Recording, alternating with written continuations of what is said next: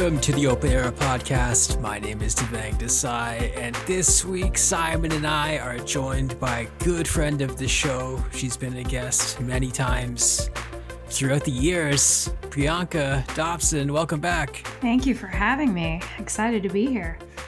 Priyanka, we had to bring you back, obviously.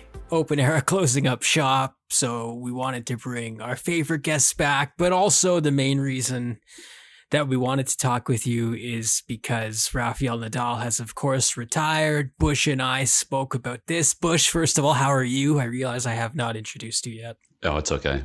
We've only done how many episodes together? Yeah, 400 I'm sick episodes. Of your voice. Frankly, I'm sick of your voice. But that's the reason the show is ending. I'm all right, yeah. Well, I'm coming off the back of a pretty heavy flu. I think it's still interfering with my voice somewhat, but we'll make it through. It's adding more gravitas to it. Let's go with that. Mm-hmm. You sound at least 10 years older, so I mean that's pretty cool. So yeah, we wanted to talk Rafa, and we will.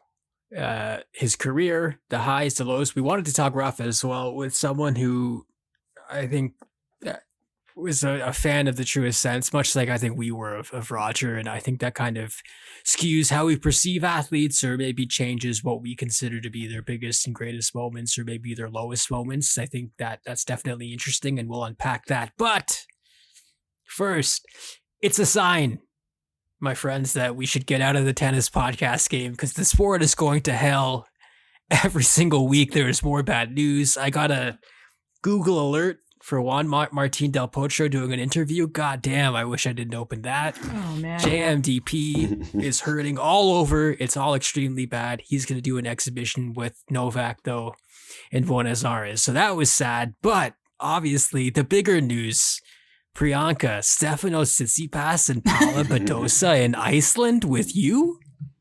With me. Yeah, that was definitely the big news that dropped this weekend, that they do go on vacation.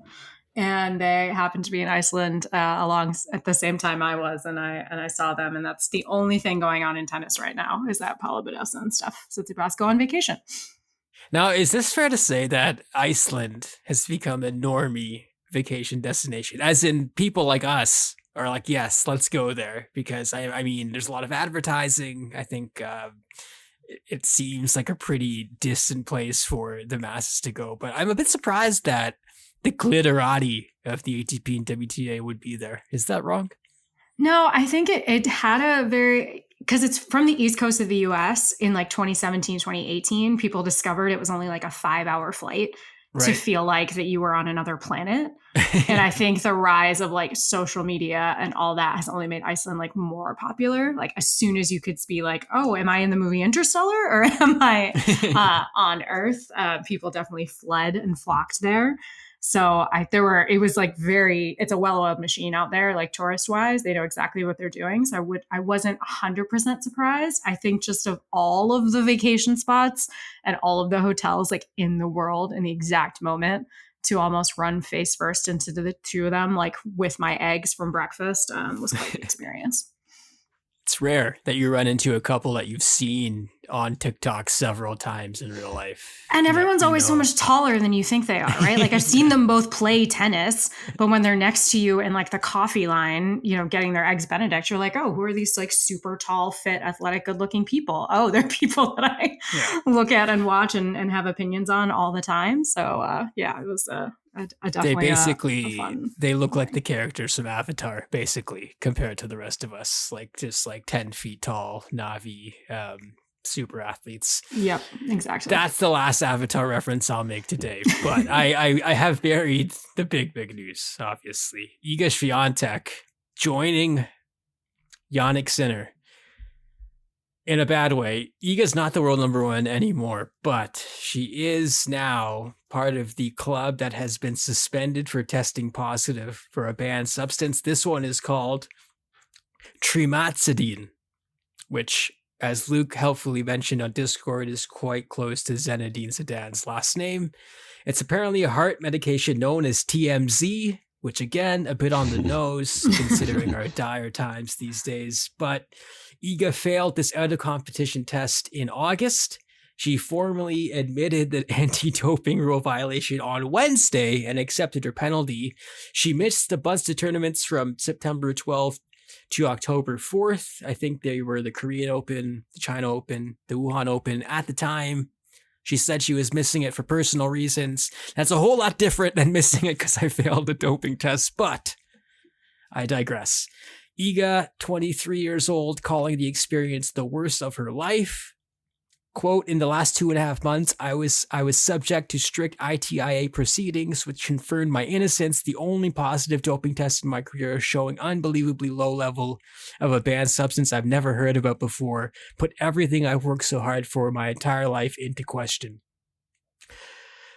So, friends, I mean, immediate reactions when we see this news. I think mine was, oh God, quite sinking of the stomach feeling. Bush, I wonder how you felt. What a time to be a tennis fan. What a time to be at the head of the ATP and the WTA as well. What a strange end to the year, having both the world number ones on the respective tours fail doping tests.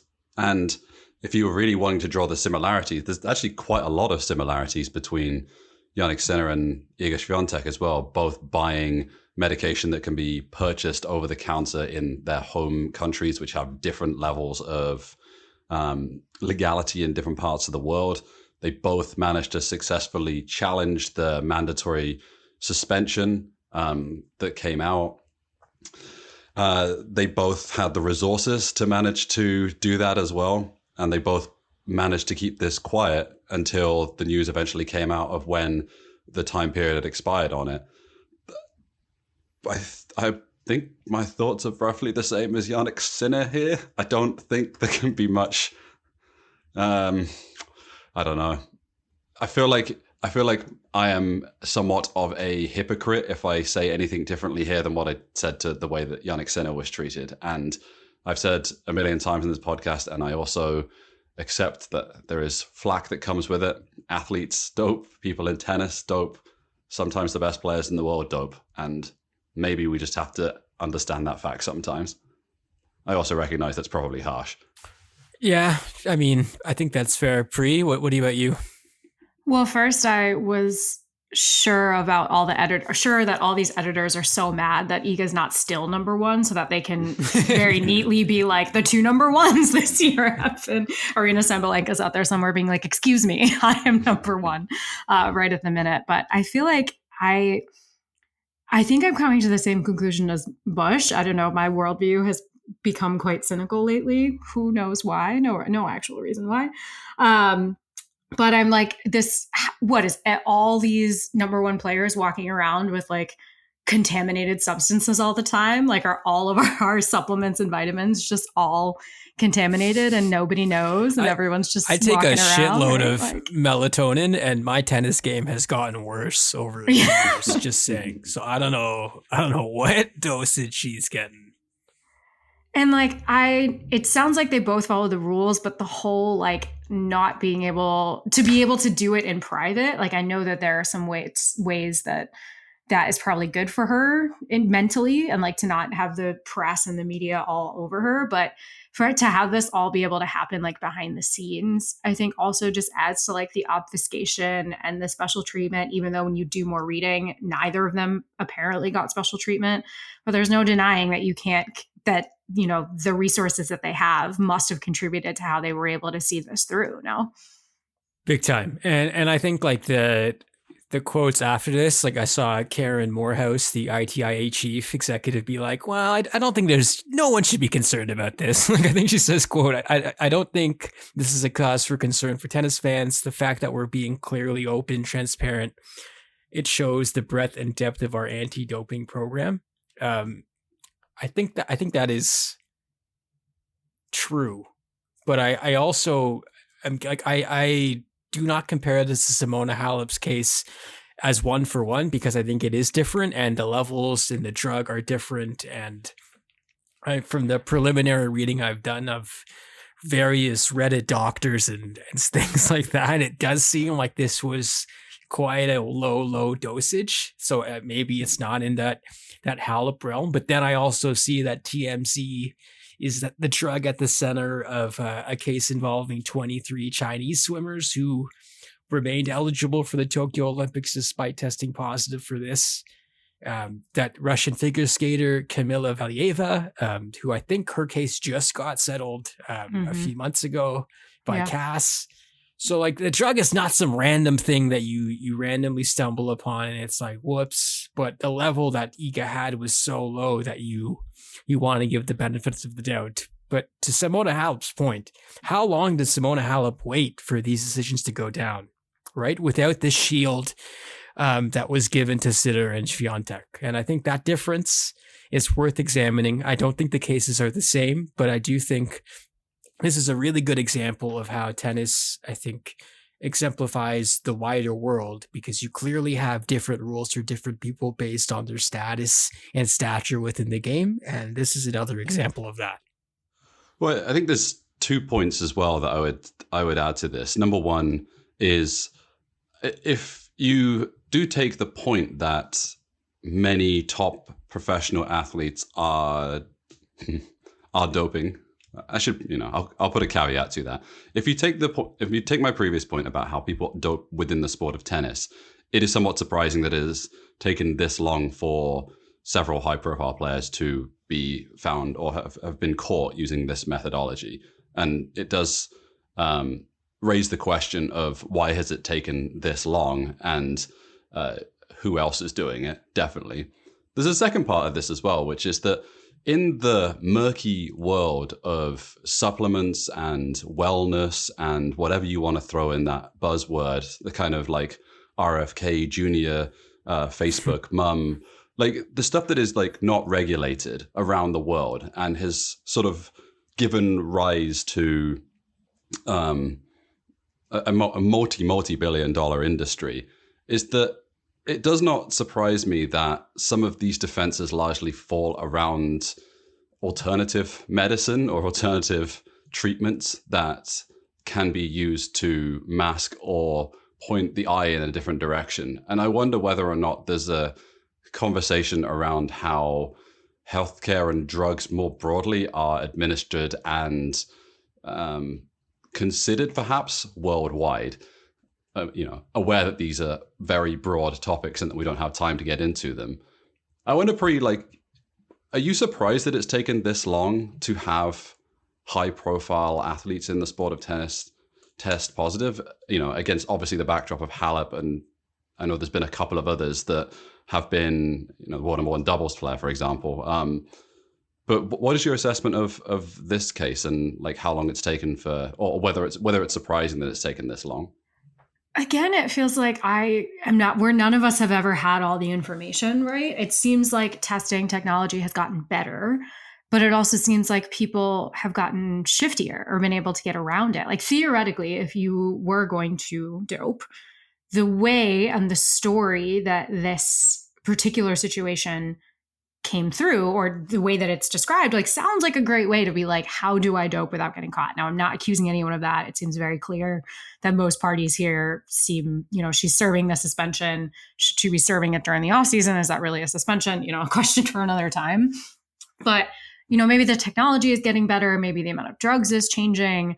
I don't know. Maybe the people weren't as into their health and nutrition earlier. Like that's something I've been thinking about. Like this, I feel like Djokovic started this whole thing of like being so in tune with your health that now all these top players have these huge teams and medications and supplements. And I feel like there used to be an Andy Murray type of, hey, I don't take anything over the counter because I don't want to be caught with anything. So maybe it's just in the rise, kind of what you were saying, Bush, like concurrent with the rise of like wellness as a billion-dollar industry, is also the rise of, all these different types of things that could be affecting performance. And it's such a weird thing to talk about in the midst of the broader, tennis washing, sports washing, but also for me, like women's sports and trans sports and biological advantages and that really icky conversation. So when we talk about conversations about like resources and advantages and like vitamins and hormones, like it all just starts to get really icky. And I think also contributes to the reactions to these stories just being more of like, I guess everyone's doing it. So here we are.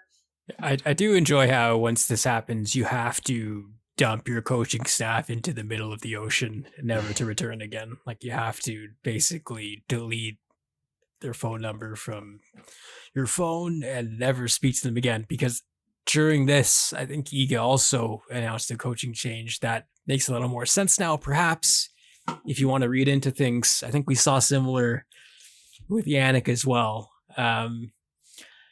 This is a huge deal, but also, I will say, working in sports as my day job didn't break through in a huge way in my neck of the woods. And I don't know if that's good or bad, to be honest. Like, is it bad that someone who we consider to be one of the faces of the game testing positive didn't exactly move the needle? Maybe it's because the season is over. Maybe because the ban was so short. Maybe it's because she already served it. Like, I don't know, Bush.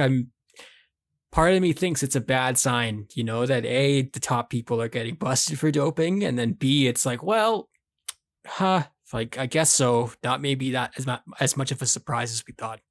I think I would say, in addition to that, I think it's by design, is it not, that it didn't break through?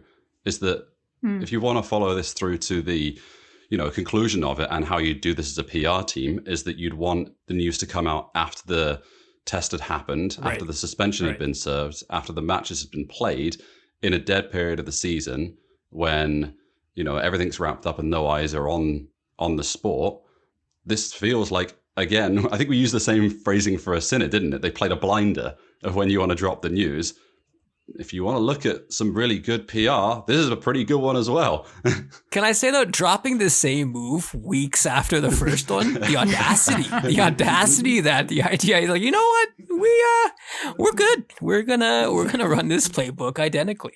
Yeah. Do you guys think Swiatek drafted off of how Sinner's case has gone out and played out throughout the media? Because even he is being super embraced, even though he's technically still under appeal, right? Like, somebody could come, I think Cass could come out tomorrow and be like, just kidding, he's banned for 1 to 2 years because he has to take responsibility for his team. But I feel like they really benefited from how much everyone just kind of accepted what had already happened to him. And Iga was like, me too. Yeah, I think that's a good point. And I to Simon's point as well, like, that's how you win these things. I think that's why some of these players are so pissed. Like, people like Shapo are like, what the hell is going on? Like, why didn't we know about this? You would think as well, with tennis being so insular and like the drama that we see happen week to week on the courts, were there whispers going around when Iga was missing these events, and she was citing different reasons? When we see the beef on court sometimes, is there anything to that? Probably not. But it's another point for me is that, the networks won't really mention this that much to an extent. I mean, they talked about Jannik's thing for like 10 minutes in New York, and then he went on to win the thing. And another way you could almost use this to build on stuff if you wanted to play into that drama aspect and that entertainment reality TV aspect. The problem is you can't, because then you open the door to Pandora's box about, oh, wait, is our game tainted as fuck? So, well, I think the PR strategy here is doubt, is it not? It's to create a sense of illegitimacy in either the organization that's doing the testing or the positive test result as a whole, right? So it's coming up with an excuse which sounds plausible to the wider public, and it's having that, it's both doubt in the organization, in the test, and then moving the sort of pivot point, the inflection point from the moment that it happens to a later point in time, so that you don't have like the eyes of the world pointing on the individual.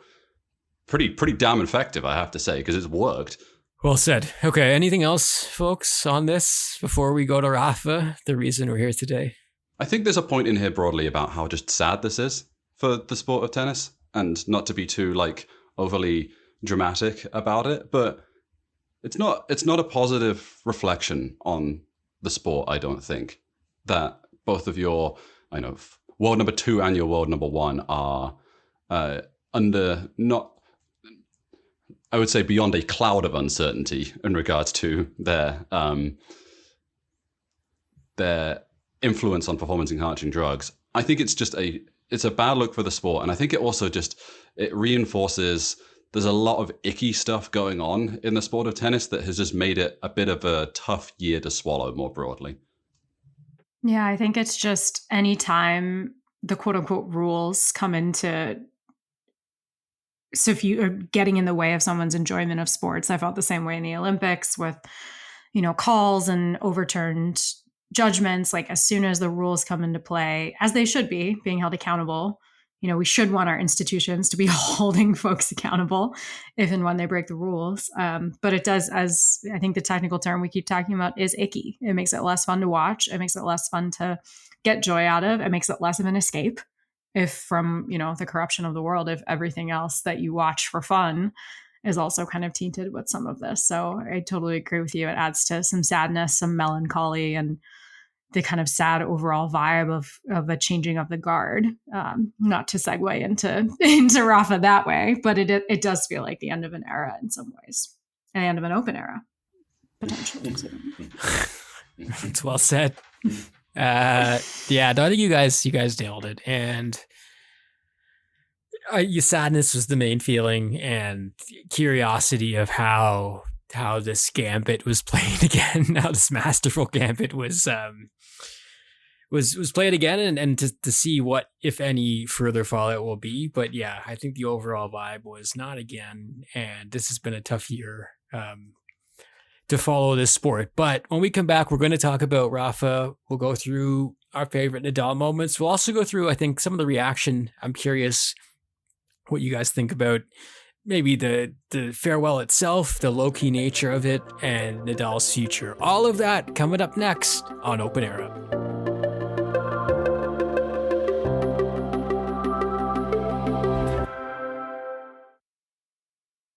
Welcome back to the Open Era podcast.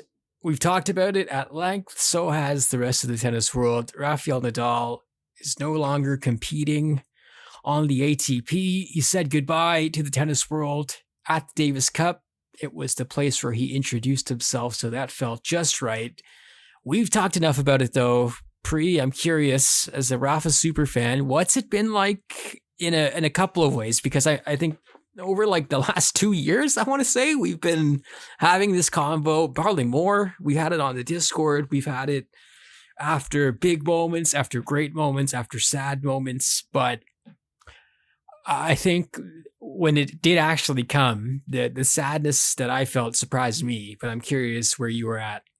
So I am notoriously bad at the endings of things. It's probably some like deep-seated fear of death or something. I don't know. But it's like, it took me a really long time to watch the season finale of Gilmore Girls, like one of my favorite shows, because I couldn't accept that it was ending. And to the same degree, I actually have not watched the retirement ceremony in its entirety, because I also have come to this conclusion, I think 2 years ago, like in my head.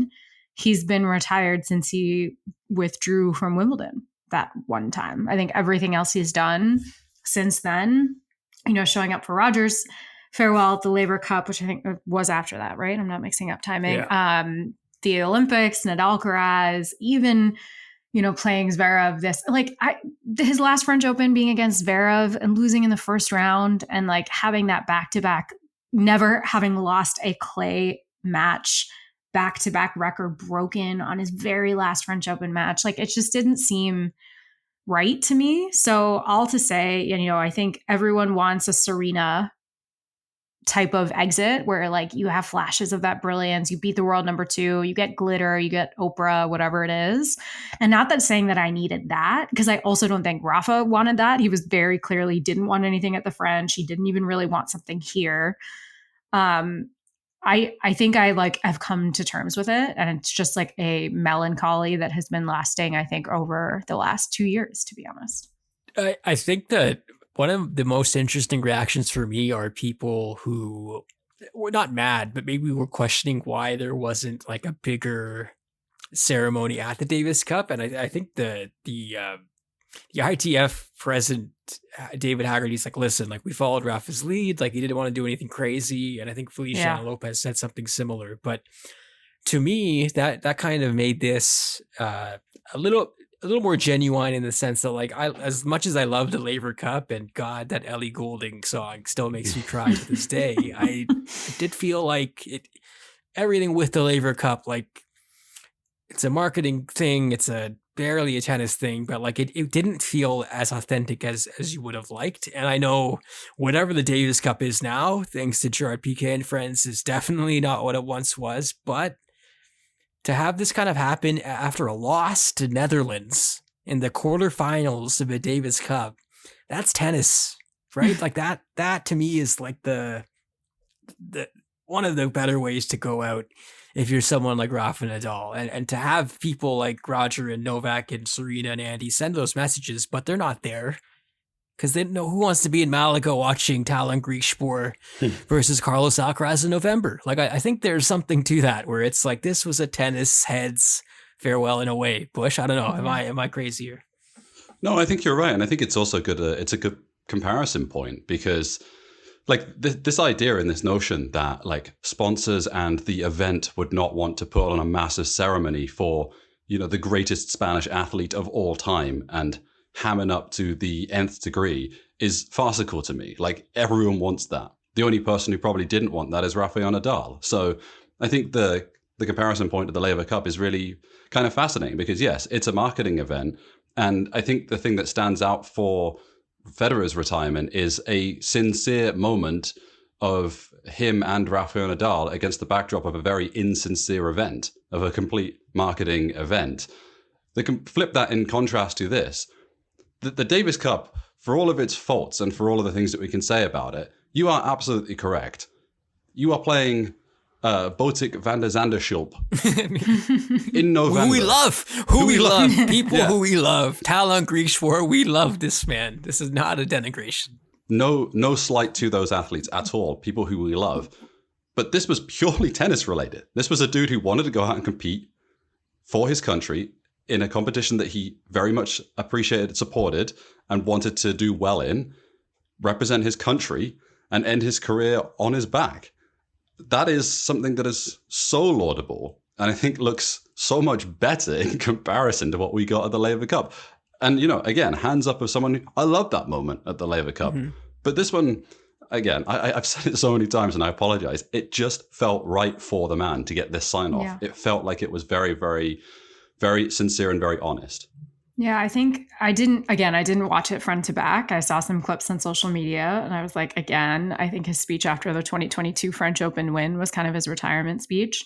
I think for me, his torch bearing moment at the Olympic opening ceremony in Paris, I think that was a really nice grace note on his career and the impact that he's had on the world of sport. Like, I think he's had some of these, but to have him be retiring, like playing for Spain, the focus of the event was not on him. The focus was on the country, was on the team. You know, it felt very true to what he's always been about with his career, which is like Bush is saying, like the tennis. And not to say that Federer was not about the tennis, but Federer also took his role as a statesman of the sport, I think, very seriously, as someone who could publicize it and bring that grace and that energy and that worldwide popularity. Like, I think he really embraced that role as the elder statesman of the sport. Whereas Rafa, he was already an upstart, a competitor when he and a disruptor rather when he came in. And so why wouldn't he also disrupt the way that he says goodbye, right? I almost wish that he did the Venus and never really retired altogether and just showed up where he wanted to. But clearly, you know, he's been in pain for so long. And we kept asking him, you know, we all demanded of him, like, dude, when are you going to call it? And so he finally gave us an answer. So why wouldn't it be super muted, given that it's not even probably how he wanted to end it either, to be honest? I think if you were making the movie of Rafael Nadal's career or the biopic of it, I think his career ends in that French Open speech in 2002. I think the rest of it is sort of an epilogue to it. Like, there's some moments, but it's clearly not showing him losing in round one in 2024 to Alexander Zverev. And I think we don't always get the fairy tale sign off that we wanted, even though I think we were calling it live in that Discord. Like, that's it. Like, it has to be it. 2022. You just dummied Casper Ruud. You've just loved Casper Ruud, bageled him in the final. Casper Ruud wanted him to win that French Open. Casper Ruud was like, please, sir, take the title. Zverev's ankles shattering the way it did felt like another sign of some sort that this was meant to be. I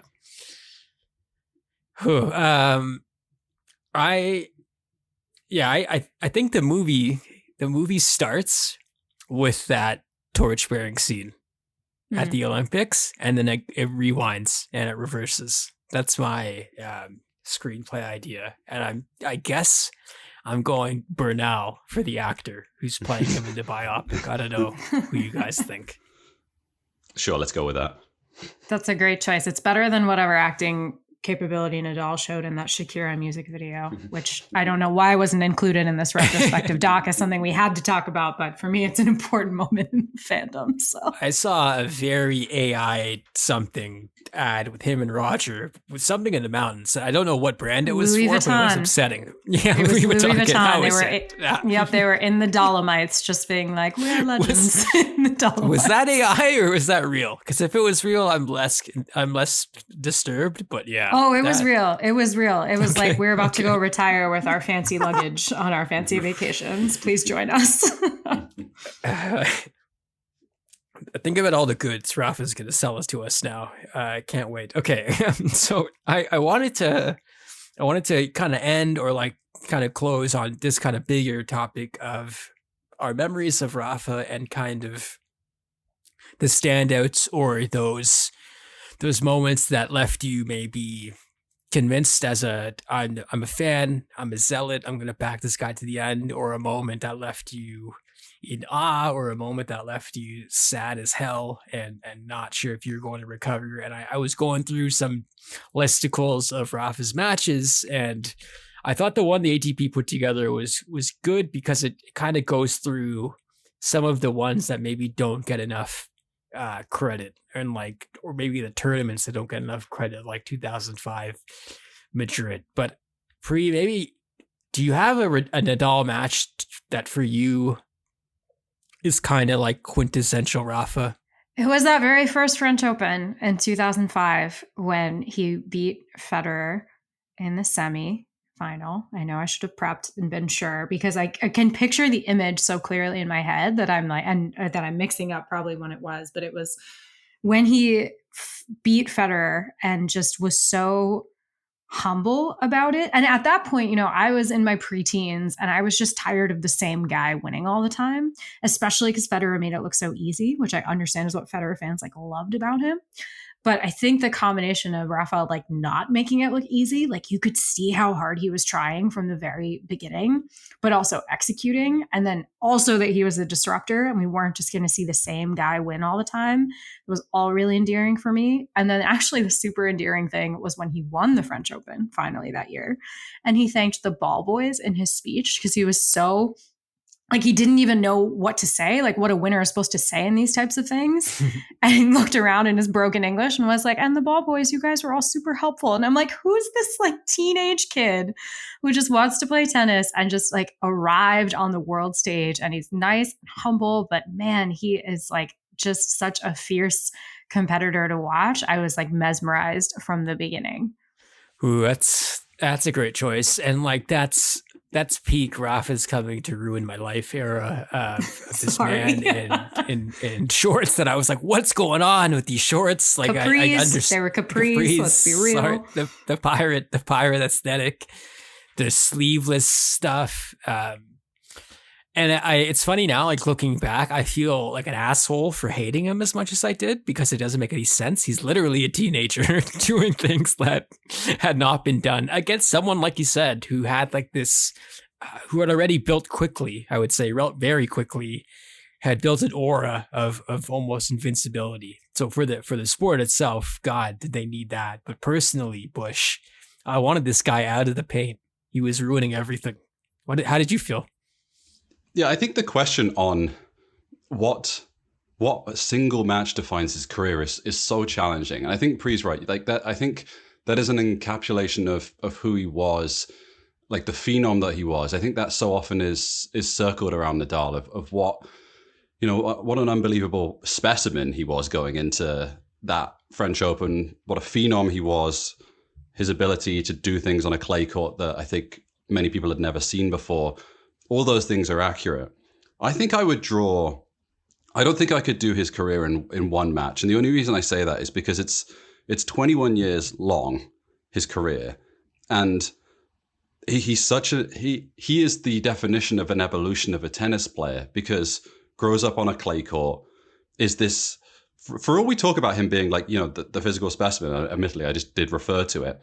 The player that he is now, that he won in 2022, he is stockier, he is burlier, he is like a full-grown, man, but he's also much chunkier, like much, much bigger, and physically he's changed significantly.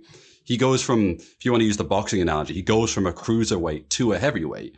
And people don't think about Rafael Nadal that way, but if you look at him in 2022, he's a big, big dude. He's imposing. He is, the physicality is something different. It's not used for the sort of twitch muscle movement at the back of the court defensively that you see in his first French Open. It's imposing. It's putting his will on matches and using the strengths that he has. So I think the evolution, I would show him winning a French Open, and then I would show it in comparison to him getting dummied at various different stages on different surfaces, and then show him winning that Grand Slam like 2 years afterwards. I think that's what I would do, because for every dominant performance that there was on clay, there was him losing to Fernando Gonzalez in a quarterfinal at the Australian Open. There was him, getting absolutely dummied. Like, let's not lose sight of it, by like Roger Federer in a French Open final for the first few years. There was him, he got annihilated by Andy Roddick when he first started playing on the hard courts at the US Open. And then to have the career that he did, to be able to make the strides that he did on those surfaces, I think that's the representation. He's always been a clay court player. Like, he's always been the best clay court player ever, I think. But he's never been the best tennis player on those other surfaces until he was. He had to evolve to get there. And I think that's the story of his career. That's really well said. And I think that's why I want to choose, for the impossible task I've given us, I want to choose the 2022 Australian Open final as like one magic dose of Rafa, because man, I think I was writing something on that one, and I had a literal it was done, ready to go. I had written this man off several times before, but I was smart enough even in 2022 to say, let's wait. But on a hard court, to your point, Simon, they got someone like Med, who, I mean, to his credit, had this kind of idea about him that he was not scared of playing the greats. I thought that was one of the more spectacular sporting things I've ever seen in my life. Down 2-3 at love 40 in the third set to come all the way back. See him at the end of that match as well. Kind of got a good read, I think, of when the end was coming. He got the next slam at the French Open, but that was the last one. And if you look at his timeline, it's kind of remarkable. Like, he had missed the US Open, he had missed Wimbledon, he did not win the French Open in 2021. I think to come to the Australian Open and win it the way he did, it was just a brilliant reminder of what an incredible athlete this guy is. Because to say that he willed himself into becoming an all-court genius, I think is fair, Bush. Like, it was not something he was blessed with right away, and we got to see it kind of develop against the backdrop of someone who dealt with a horrible myriad of injuries I think the other thing I wanted to ask you about is having someone as your favorite, or have someone you back to the end, seeing them go through just the injury trials and tribulations that they went through. Like, I think the other part about Rafa is mentally how strong you got to be to come back from career-defining derailments that seem to happen every couple of years. Yeah, I think I would pick the 2022 Australian Open final as maybe the nadir of Nadal matches for similar reasons, Dev, because of the immense amount of, like, everything that built up to that, including his entire career up until then, like knowing the highs that he had gotten to. And the fact that he was playing on house money, I think we were all in the Discord together, like watching that match, being like, sure, maybe he's going to pull it off. But one of the reasons that match stands out to me so much is because one of my core Nadal matches as a Nadal fan is actually the 2017 final loss to Federer. Right. As much as I think about his wins, I also think about his losses, and how he comes back from that. and how he comes back from that in the moment. And truly, I wanted to shout out Gary Nathan's piece in The Defector about Nadal. Also a Federer guy, I think, from the beginning. Also someone who wanted him to get out of the way with his pirate pants. But, he speaks very eloquently in a piece about how watching Rafa around that time just put one foot in front of the other and like play through the pain, be really present, not take any moment for granted, not take any point for granted. He even says afterwards, like, I don't think I'm going to win these matches. I just, play the next point in front of me. And that's what he did when he was a teenager playing Federer in 2005. That's what he's been doing from the very beginning all the way until the very end of 2022, is putting one foot in front of the other and trying his best and trying to be present in every moment. And for me at that time in my life, I was going through some grief, and it was really inspiring. This is a sport of tennis. It's a sport I use as an escape, but it was a huge source of inspiration to me to be like, I can just put one foot in front of the other. I can say, the only way out is through, and the only way to move forward is to just play the next point. Gary talks about this in his piece, and it really resonated with me then, and it still resonates with me now. And it's one of the reasons why Nadal is always going to be an athlete I admire, even if he sinks into the sports washing Saudi Six Kings Slam world of tennis. That kind of perseverance, that kind of grit, it's really special. And it's really inspiring. And even Daniil Medvedev, someone who I wanted to win that title because I wanted a changing of the guard. Even then, I didn't want Djokovic to keep winning. That I'm consistent with. But to see Nadal just again fight till the very, very, very, very end is something that's really going to stay with me for a long time. I think just to pick up on that point as well is that on that sort of theme of resilience and change and evolution, like just to say, yes, watch his win in 2022 at the Australian Open, and then go back and watch him in 2005 at the French Open at his first Grand Slam, of how different of a player he is. And I think there's so many interesting lessons to take, not just from the resilience of the physicality of sort of, and the mental side of that he showed to come back, but also of how different you're not the same person that you were when you're 18 that you are when you're 36. And you might have to play slightly differently, and you might have different strengths and different weaknesses, but you can still achieve great things. They might be different. It just so happens that this is a sport where, you're only doing one thing, you're hitting a ball over the net, but there are nuances in it, right? In terms of how you're winning points, about how you're moving around the space. This is such a different athlete. And I think that's so laudable in a time period where specialization is so rampant. You see it in so many different sports where you see one player who's encouraged to do one thing their entire career. That's not Rafael Nadal. It really isn't. And I think that's perhaps one of the biggest compliments that I can pay to him.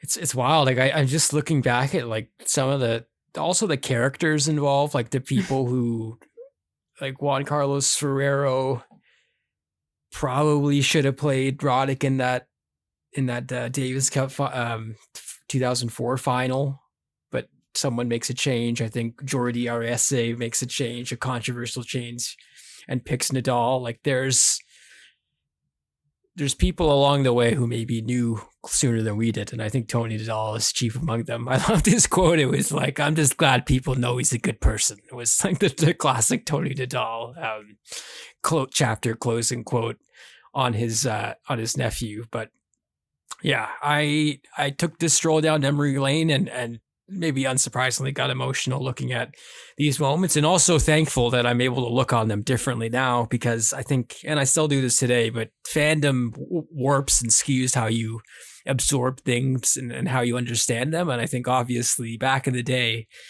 I did not have the same appreciation for Rafa that I do now, and that I did as I began to develop as a person, and I think as a fan, and being to understand the levels to this and understand how much he offered to the game, and how it can be good to have differing varieties in style.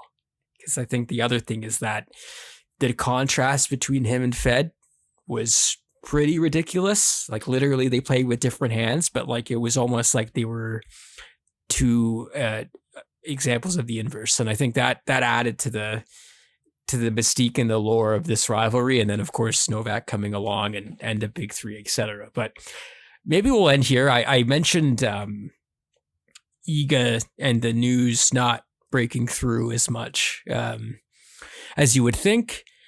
But obviously the Rafa stuff did. And I think you saw everyone come out and have their tribute. I think Fed's classic Fed, like very nerdy and like, God, who wrote this, but also endearing.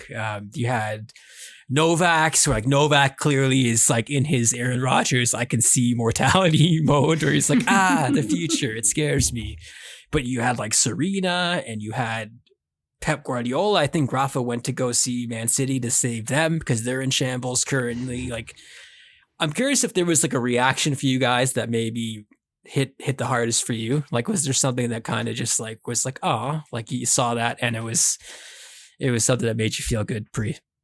I actually think it was really sweet how emotional Carlos Alcaraz was.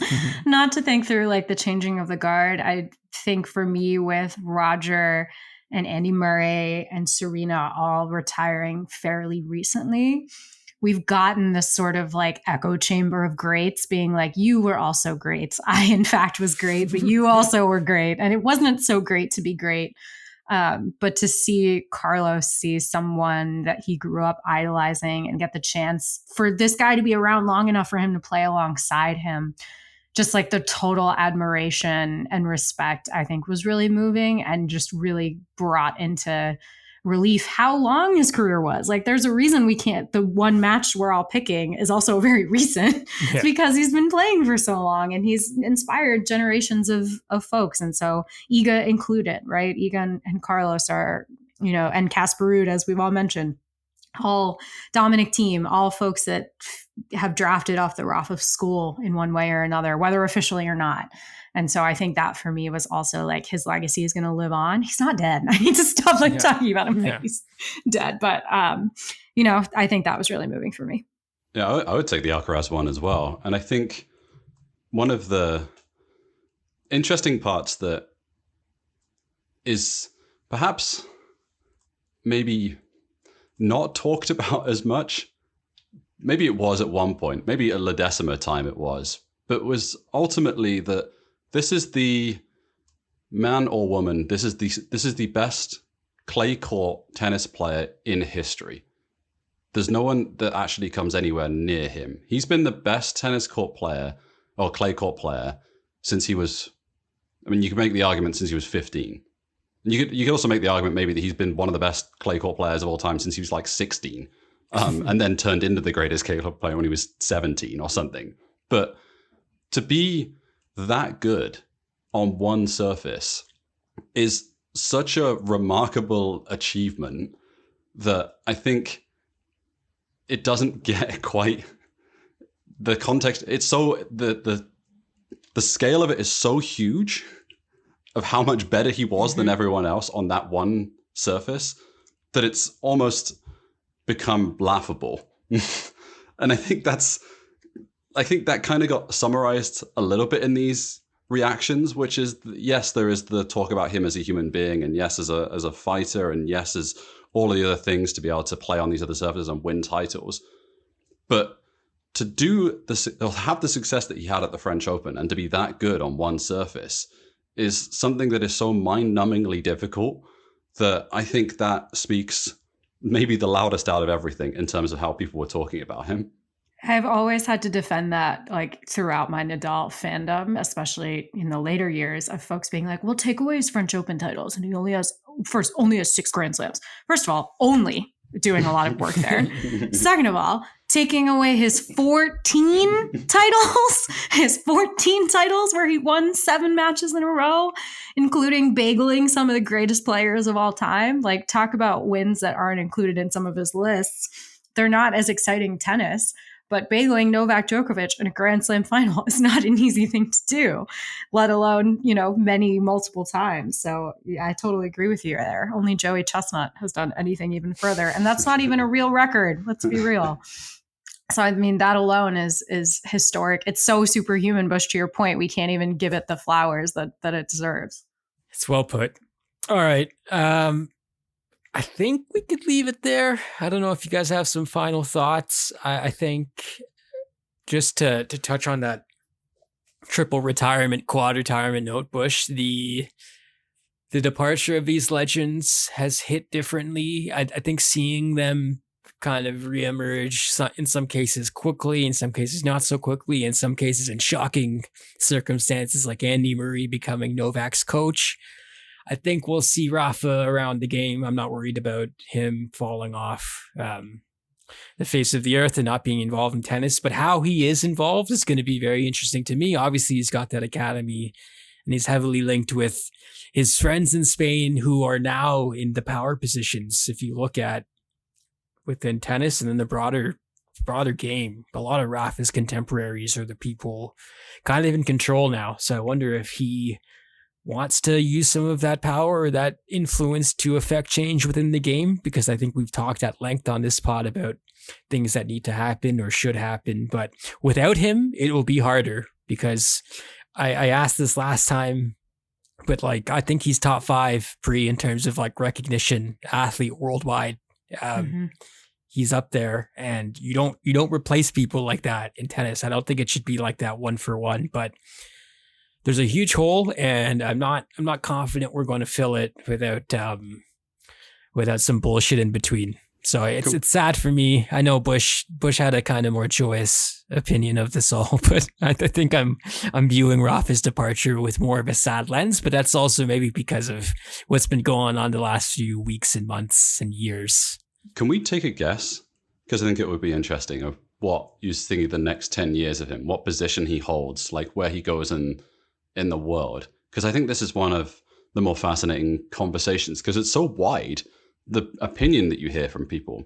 I think I've said on the podcast before, I don't see him as a full-time coach globally at all. I don't see him being a coach for another player. I don't even see him being a global figure. I think he's purely in Spain. Like, I think he's basically, if he's president of the Spanish Tennis Federation, I think that's as far as he goes. I think he's happy to be in Spain. If he's captain of the Davis Cup team in Spain, I think that's it. I think that's his involvement. I think he wants to be a part of his academy, and I think he wants to be in Spain and spend time with his family. Like, I don't see him being like a massive touring figure, but I could be wrong on that one. I'm curious on both of your opinions on that one. I mean, even though fan fiction would want for him and Roger to like come out of retirement, and Rafa coaches Carlos and Federer coaches Jannik, and everyone just has their little fan fictions of who coaches who. I totally agree with you, Bush. I think we're not going to see as much of him as maybe some others. Like, I think Roger is going to be very present in like the business world with On and everything. I think Novak is probably going to become president of Serbia eventually. Andy can't let it go. And I think Rafa is going to be involved in Spain and potentially maybe some other opportunities. But like, if Roger calls him up and asks him for a favor, you know? Rafa, Roger, and Novak ending up as in NATO as the heads of their state or some shit. I mean, it's all in play. It's all in play. All right, maybe we'll leave it there. I don't know. Let's go around the group. Final thoughts, parting shots. Rafa edition. Bush, what do you got? Greatest clay court player of all time.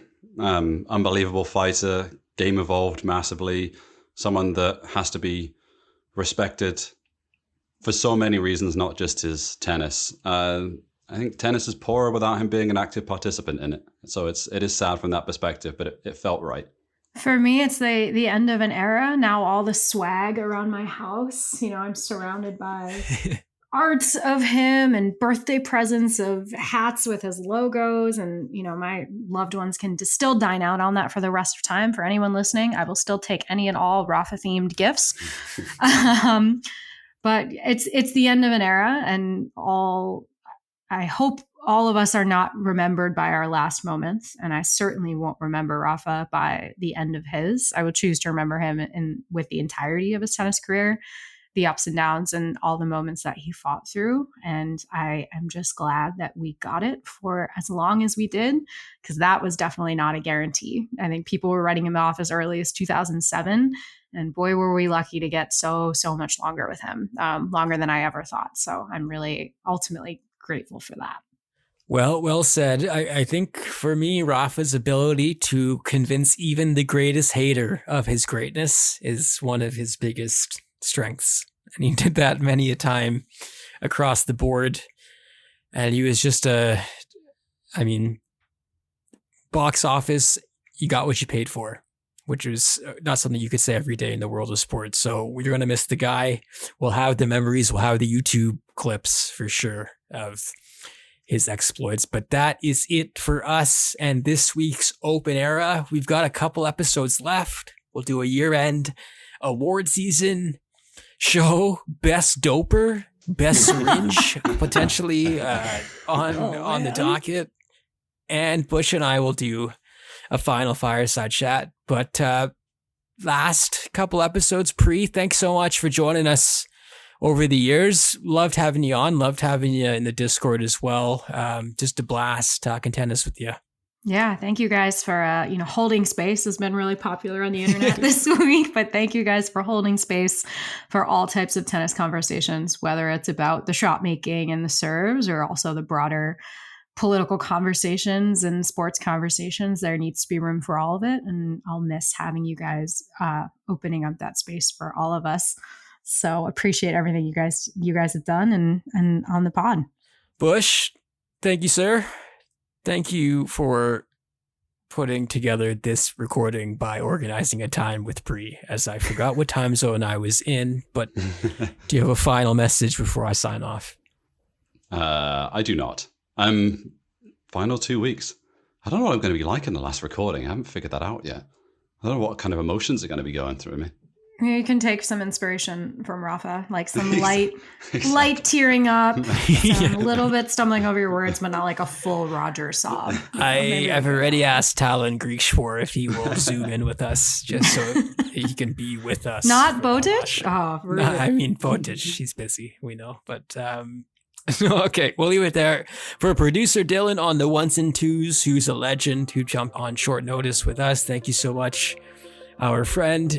And thank you so much for listening. We'll talk to you soon. Not sure exactly when, but we'll talk to you soon with our year-end award show episode. Thanks for listening to Open Era. Take care.